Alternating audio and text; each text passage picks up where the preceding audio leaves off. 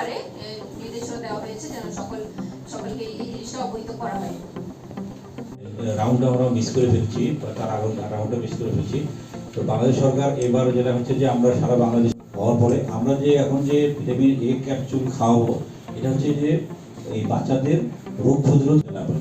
আপনাদের একটা তথ্য দিয়ে রাখি যে ভিটামিন এর অভাবে পর্যায়ে কাজ যেতে চাই না, নাকি আরো পরিচর্যা লাগবে আমাদের জেনারেশনটা রাখতে যাচ্ছি।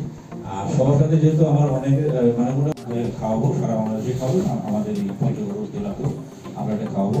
আপনাদের একটু এটি পালিত হবে আগামী 28 জুন সারাদিন ব্যাপী।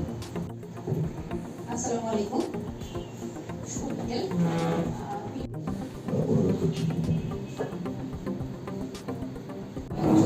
এবং এর সাথে রয়েছে মাইকিং আজকে থেকে আগামী কাল এবং রবিবার আগ পর্যন্ত চলবে। অবস্থায় কিংবা জোর করে শিশুকে ভিটামিন এ ক্যাপসুল খাওয়ানো যাবে না।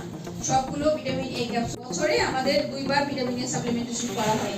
এর কারণটা হচ্ছে আমরা যেন অন্তত শিশুর জন্য যেতে থাকবে 2 লক্ষ আয়ু ভিটামিন এ।